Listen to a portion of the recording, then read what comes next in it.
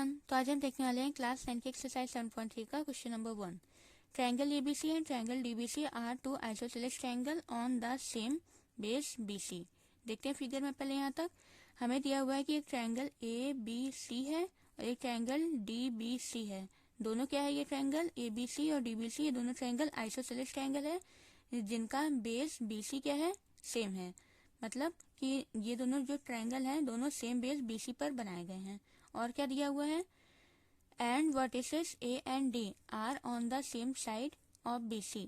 और बोला है कि जो वर्टेक्स है ट्रायंगल ए बी सी का, ये जो ट्रायंगल ए बी सी है इसका वर्टेक्स ए और ट्रायंगल डी बी सी का इसका वर्टेक्स डी, दोनों क्या है, ये जो साइड बीसी है बीसी के सेम साइड पर है। दोनों बीसी के ऊपर की तरफ हैं तो मतलब बीसी के सेम साइड पर हैं। और क्या बोला है, यहाँ तक हो गया। फिर और बोला है if AD extended to intersect BC at P. बोला है कि अगर हम एडी को एक्सटेंड किए, मतलब एडी को क्या किया, आगे बढ़ाएं, तो क्या हुआ, वो बीसी को, ये जो बीसी साइड है उसको यहाँ पी पर क्या करती है, कट करती है। ये एडी वाली साइड, इसको आगे बढ़ाते हैं तो बीसी को पी पर यहाँ कट करती है। ठीक है, तो हमें शो करना है, हमें शो ये चार चीजें यहाँ पे करनी है। तो अब इसके पहले सबसे पहले हम एक एक करके यहाँ पे देखते हैं। सबसे पहला हमें क्या शो करना है कि A B D A C D के कॉन्ग्रुएंट है। A B D A C D के कॉन्ग्रुएंट है, ये वाला ट्रायंगल ट्रायंगल के कॉन्ग्रुएंट हमें दिखाना है। ठीक है, तो आइए देखिए अब इसको हम कैसे कर सकते हैं। हमें दिया हुआ है क्वेश्चन में कि ए बी सी और डी बी सी दो आइसोसेलेस ट्रायंगल है। जब आइसोसेलेस ट्रायंगल है तो इसका क्या मतलब है कि इसकी दो साइड्स आपस में इक्वल होंगी। ठीक है, तो अगर A B C triangle isosceles triangle है तो इसकी ये जो साइड ए बी और ए सी ये क्या है, आपस में इक्वल होंगी क्योंकि ये आइसोसेलेस ट्रायंगल है। और ये भी बोला है कि डी बी सी ये भी क्या है, एक आइसोसेलेस ट्रायंगल, तो इसका मतलब इसकी ये साइड डी बी और इसकी ये साइड डी सी ये भी आपस में इक्वल होंगी क्योंकि ये भी क्या है, आइसोसेलेस ट्रायंगल है। और ये दोनों ट्रायंगल है ए बी सी और डी बी सी, ये क्या है, बी सी, दोनों ट्रायंगल का बेस जो है बी सी क्या है, सेम है। ठीक है, तो हमें गिवन क्या है क्वेश्चन में, हमें गिवन है कि A B equal to A सी। पहले वाले बड़े वाले ट्रायंगल में क्या है, ए बी ए सी के इक्वल है और ये छोटे वाले ट्रायंगल में डी बी डी सी के इक्वल है। तो इसको मैंने यहाँ पर लिख लिया है। तो अब आइए सबसे पहले देखते हैं हमें प्रूफ क्या करना है। हमें पहला वाला प्रूफ करना है कि ए बी डी ये वाला ट्रायंगल ए सी डी इस वाले ट्रायंगल के कॉन्ग्रुएंट है। ठीक है, तो अब आइए बारी बारी से करते हुए तब समझते चलते हैं। फर्स्ट वाला क्या है, फर्स्ट वाला है कि ये वाला ट्रायंगल हमें इस ट्रायंगल के कॉन्ग्रुएंट दिखाना है। तो आइए अभी इस दोनों ट्रायंगल में आते हैं। पहले कौन सा ट्रायंगल है, ए बी डी और ए सी डी। लिखते हैं in triangle A B D and A C D, in triangle A B D and triangle A C D. अब देखिए हमें कॉन्ग्रुएंसी के लिए थ्री रीजन चाहिए, तो ढूंढते हैं थ्री रीजन कौन से हैं। ये ए बी डी और ए सी डी, देखिए इस दोनों ट्रायंगल में जो साइड ए बी है ये इस ट्रायंगल की साइड ए सी की क्या है, इक्वल है, क्योंकि दोनों क्या है, गिवन है हमें क्वेश्चन में, क्योंकि ये पूरा क्या था, आइसोसेलेस ट्रायंगल था ये ए बी सी। तो इसमें ये जो साइड है ए बी ए सी के इक्वल है। ठीक है, तो यहाँ पे लिखते हैं A B equal to A C, A B equal to A C. ये क्यों इक्वल है, क्योंकि ये हमें क्वेश्चन में गिवन है। क्वेश्चन में गिवन है कि ये क्या है, आइसोसेलेस ट्रायंगल है। तो यहाँ पे लिख देते हैं रीजन में गिवन। ठीक है, अब फिर वापस आते हैं इधर। अब देखते हैं दूसरी चीज क्या है। अब देखिए इस वाले ट्रायंगल में इस वाले ट्रायंगल में ये भी एक साइड आ रही है बी डी और सी डी। तो बी डी और सी डी भी इक्वल है क्योंकि ये जो नीचे वाला ट्रायंगल है छोटा वाला, ये भी क्या है, आइसोसेलेस ट्रायंगल है। इसका मतलब ये और ये भी आपस में इक्वल है। तो ये दोनों साइड क्या आ रही है, ऊपर वाले ट्रायंगल में भी आ रही है, इसलिए बी डी सी डी के इक्वल होगी। ये भी क्या है, गिवन है। तो यहाँ पे हम लिख लेते हैं D B equal to D C, D B is equal to D C. ये भी क्यों इक्वल है, गिवन है। तीसरी चीज देखिए क्या है, तीसरी चीज देखिए ये जो ए डी है, ये ए डी इस ट्रायंगल में भी आ रहा है, ए डी इस ट्रायंगल में भी आ रहा है, मतलब ये ए डी क्या है, दोनों में कॉमन है। तो हम लिखते हैं A D equal to A D, A D equal to A D. ठीक, ये क्यों इक्वल है, कॉमन है। तो अब देखिए हमें थ्री रीजन मिल गए और तीनों रीजन में क्या है, साइड है। तो side side side side side side हमें क्या मिले, ट्रिपल एस से दोनों ट्रायंगल क्या हो गया, कॉन्ग्रुएंट हो गया। तो देयरफॉर हम लिख सकते हैं triangle A B D congruent to triangle A C D. कैसे, बाई ट्रिपल एस, क्योंकि तीनों क्या मिला हमें, साइड मिला। ठीक है, तो ये पहला वाला देखिए यहाँ पे प्रूफ हो गया। हमें क्या प्रूफ करना था, एबीडी एसीडी के कॉन्ग्रुएंट है, एबीडी और एसीडी क्या हो गए, दोनों कॉन्ग्रुएंट हो गए। तो ये फर्स्ट वाला हमारे यहाँ प्रूफ हो गया। अब आते हैं सेकंड वाले पर। सेकंड पॉइंट डालते हैं। देखिए सेकंड क्या दिया हुआ है।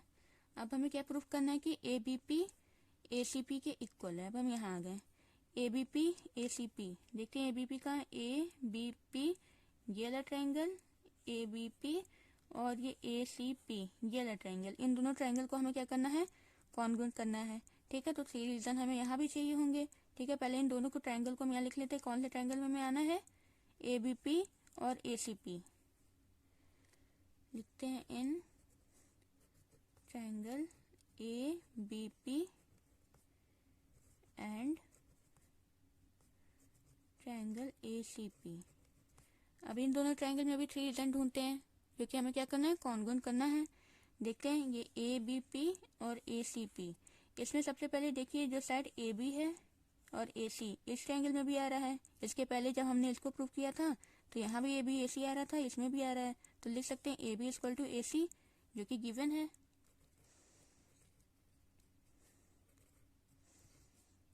क्यों इक्वल है, ये गिवन है। ठीक है, अब दूसरी चीज देखिए क्या दिया हुआ है। अच्छा, एक चीज देखिए, हमने अभी अभी क्या किया है, दोनों ट्रायंगल को कॉन्ग्रुएंट किया है। कौन सा, ए बी डी और ए सी डी को। जब दोनों ट्रायंगल कॉन्ग्रुएंट हो गया तो इसके करस्पॉन्डिंग एंगल और करस्पॉन्डिंग साइड जितने भी होंगे सब आपस में इक्वल होंगे। तो इसका मतलब क्या है, ये वाला एंगल इस वाले एंगल के इक्वल हो जाएगा, क्योंकि ये वाला ट्रायंगल जो है इस ट्रायंगल के कॉन्ग्रुएंट है। तो ये वाला एंगल इस ट्रायंगल के करस्पॉन्डिंग है, तो दोनों क्या होगा, आपस में इक्वल होगा। तो अगर हम इस एंगल को 1 ले लें, इस एंगल को 2 ले लें, ठीक है, तो दोनों एंगल 1 इक्वल टू एंगल 2 होगा। और यही चीज देखिए इस वाले ट्रायंगल में, ट्रायंगल एबीपी में ये एंगल 1 आ रहा है और एसीपी में क्या आ रहा है, एंगल 2 आ रहा है। तो हम यहाँ से इन दोनों को हम लिख सकते हैं कि angle 1 equal to angle 2।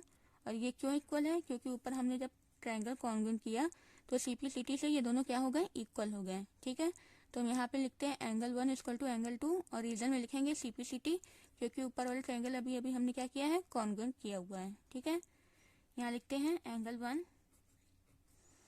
Is equal to angle 2। Reason क्या है, सीपीसीटी। ठीक है, क्योंकि अभी अभी हमने दोनों ट्रायंगल क्या किया है, कॉन्ग्रुएंट किया, इसलिए करस्पॉन्डिंग एंगल क्या होंगे, आपस में इक्वल होंगे।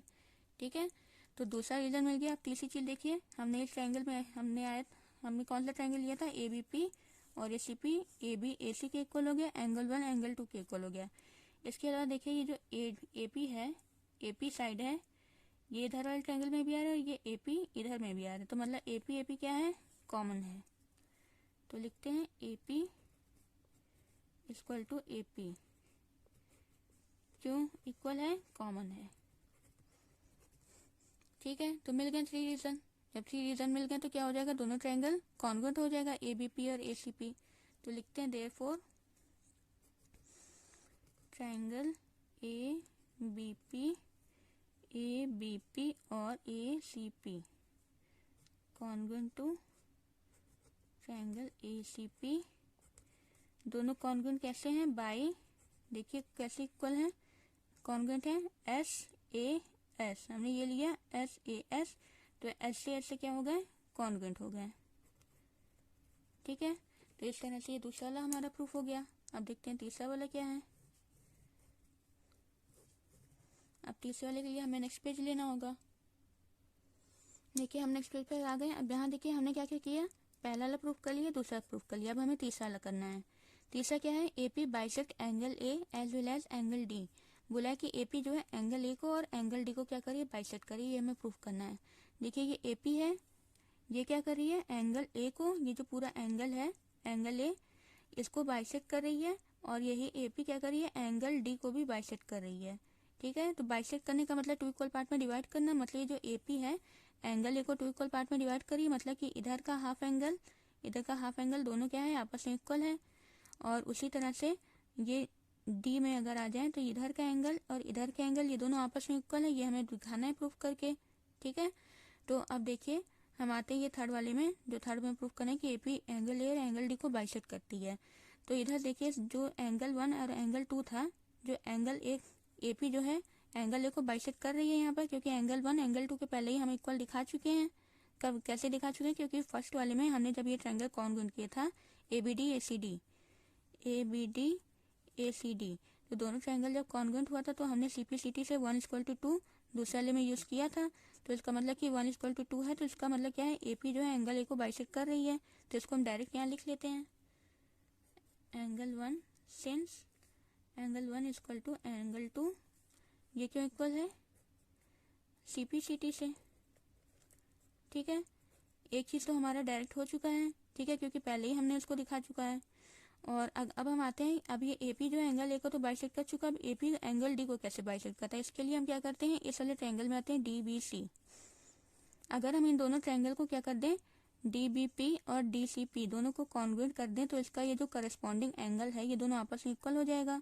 ठीक है, अगर हम इसको ले लें 3 और 4, तो हमें क्या दिखाना है, ये एंगल 3 को एंगल 4 के क्या दिखाना है, इक्वल दिखाना है। क्योंकि 3 और 4 के इक्वल होगा तभी हम कह सकते हैं कि AP एंगल डी को बाइसेक्ट कर रही है, 2 इक्वल पार्ट में डिवाइड कर रही है। तो हम क्या करेंगे, दोनों ट्रायंगल को कॉन्ग्रुएंट करेंगे। ठीक है, जो कॉन्ग्रुएंट कर देंगे तो 3 4 के इक्वल आ जाएगा। तो अब हम आते हैं इन ट्रायंगल DBP और DCP में, लिखते हैं यहाँ पर in triangle DBP and DCP। अब चलते हैं 3 रीजन ढूंढते हैं, क्योंकि हमें क्या करना है, दोनों को कॉन्ग्रुएंट करना है। ठीक है, तो देखिए सबसे पहले तो हमें पता है कि DB DC के इक्वल है, ये तो क्वेश्चन में ही गिवन था। ठीक है, DB DC के इक्वल है। DB क्या है, DC के इक्वल है, इसको यहाँ पे हम लिखते हैं DB is equal to DC। Sorry यहाँ गलत हो गया, DC। DB DC के इक्वल है। DB DC के इक्वल क्यों है, ये हमें गिवन था। ठीक है, तो DB DC के इक्वल हो गया। और ये देखिए DP दोनों में क्या है, कॉमन है, DP इसमें भी है DP इसमें भी है, तो लिखते हैं DP is equal to DP, ये क्या है, कॉमन है। तीसरी चीज देखिए, क्योंकि देखिए इसके पहले हमने क्या प्रूव किया था कि ABP और ACP कॉन्ग्रुएंट है। ये ABP और ACP कॉन्ग्रुएंट है। जब ABP ACP के कॉन्ग्रुएंट है तो इसकी जो साइड DP BP होगी ये CP के इक्वल होगी। क्यों? क्योंकि ये ABP की ये वाली साइड और ACP की ये वाली साइड क्या होगी, करस्पॉन्डिंग होगी। तो दोनों ट्रायंगल कॉन्ग्रुएंट है तो BP CP इक्वल हो जाएंगे।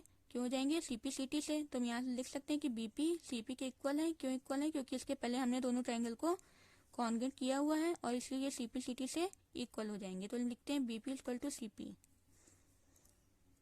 BP equal to CP। क्यों इक्वल, CPCT से इक्वल है। और क्यों इक्वल है, क्योंकि ये वाला ट्रायंगल इस ट्रायंगल के कॉन्ग्रुएंट है। यहाँ पे ये भी लिख लेते हैं as triangle ABP congruent to triangle ACP। क्योंकि ट्रायंगल ABP ACP के कॉन्ग्रुएंट हो चुका है इसलिए CPCT से BP CP आपस में इक्वल होंगे। ठीक है, तो अब देखिए 3 रीजन मिल गए, तो इसका मतलब ये ट्रायंगल इस ट्रायंगल के कॉन्ग्रुएंट हो गया। Therefore triangle DBC congruent to triangle DCP, दोनों कॉन्ग्रुएंट हो गया। कौन से रूल से, देखिए तीनों हमें साइड मिला है, side side side side side side, तो बाई SSS ट्रिपल S से। हमें इसको कॉन्ग्रुएंट नहीं प्रूव करना था, हमें बताना था कि 3 4 के इक्वल है। तो दोनों ट्रायंगल कॉन्ग्रुएंट हो गया तो एंगल 3 एंगल 4 के क्या हो जाएगा, इक्वल हो जाएगा। तो हम देयरफॉर लिख सकते हैं एंगल 3 इक्वल टू एंगल 4। तो अगर एंगल 3 एंगल 4 के इक्वल है इसका मतलब क्या कर रहा है, ये जो DP है एंगल D को बाइसेक्ट कर रहा है। और यहाँ A को तो पहले से ही बाइसेक्ट कर रहा था। तो अब हम यहाँ लिख सकते हैं therefore DP bisect angle A as well as angle D। तो यहाँ लिखते हैं therefore DP bisect angle A as well as angle D। ठीक है, क्योंकि 1 2 के इक्वल है, 3 4 के इक्वल है। ठीक है, तो ये थर्ड वाला भी यहाँ पे प्रूफ हुआ। अब आते हैं हम फोर्थ पर। फोर्थ वाला देखिए क्या करना है। AP is the perpendicular bisector of BC। हमें बताना है कि जो AP है ये परपेंडिकुलर भी है, बाइसेक्टर भी है, किस पर, BC पर। परपेंडिकुलर होने का मतलब ये BC के साथ 90 डिग्री का एंगल बना रही है यहाँ पर, ठीक है, यहाँ इन दोनों जगह। और बाइसेक्टर का मतलब है कि ये BC को टू इक्वल पार्ट में डिवाइड कर रही है, BP और BC, BP और CP। हमें बताना है कि AP क्या है, BC को की परपेंडिकुलर बाइसेक्टर है। परपेंडिकुलर बाइसेक्टर का मतलब यहाँ दोनों 90 डिग्री का एंगल बन रहा है, और ये BP और CP क्या है, आपस में इक्वल है, मतलब टू इक्वल पार्ट में डिवाइड हो रहा है। तो अब देखिए ये जो BP और CP है तो पहले से इक्वल है, क्योंकि हमने जब ये वाला ट्रायंगल कॉन्ग्रुएंट किया ABP और ACP तो BP और CP इक्वल हो गए थे CPCT से, ठीक है, जिसका हमने इन दोनों में यूज किया था। तो हम पहले लिख लेते हैं BP equal to CP since BP equal to CP। क्यों इक्वल है, बाई CPCT, ठीक है। अब हमें बाइसेक्टर तो हमने बता दिया कि AP क्या कर रहा है, BC को बाइसेक्ट कर रहा है। अब हमें ये बताना है कि इस पर परपेंडिकुलर है। परपेंडिकुलर मतलब कि यहाँ का एंगल और यहाँ का एंगल क्या है, दोनों 90 डिग्री है। तो अगर हम इसको ले लेते, मान लीजिए ये एंगल 5 है, ये एंगल 6 है। अगर ये भी 90 डिग्री और ये भी 90 डिग्री हो जाए तो ये क्या हो जाएगा, परपेंडिकुलर हो जाएगा BC पर। तो क्योंकि देखिए ये बड़ा वाला ट्रायंगल इस बड़ा वाले ट्रायंगल की क्या है, कॉन्ग्रुएंट हो चुका है, इसलिए एंगल 5 भी एंगल 6 के क्या होगा, इक्वल होगा। क्यों होगा, CPCT से होगा, ठीक है। तो यहाँ लिखते हैं since angle 5 is equal to angle 6। क्यों इक्वल है, CPCT, ठीक है, क्योंकि ये वाला ट्रायंगल इस ट्रायंगल का कॉन्ग्रुएंट है, तो ये वाला एंगल इस एंगल के करस्पॉन्डिंग है, इसे 5 इक्वल टू 6 होगा। और क्योंकि देखिए ये 5 और 6 क्या है, ये एक स्ट्रेट लाइन है और इस पर ये दो एंगल हैं। तो स्ट्रेट लाइन पर बने हुए एंगल का सम क्या होता है, 180 डिग्री होता है। क्यों होता है, लीनियर पेयर से। इसलिए angle 5 plus angle 6 equal to क्या हो जाएगा, 180 डिग्री। क्यों हो जाएगा, लीनियर पेयर से।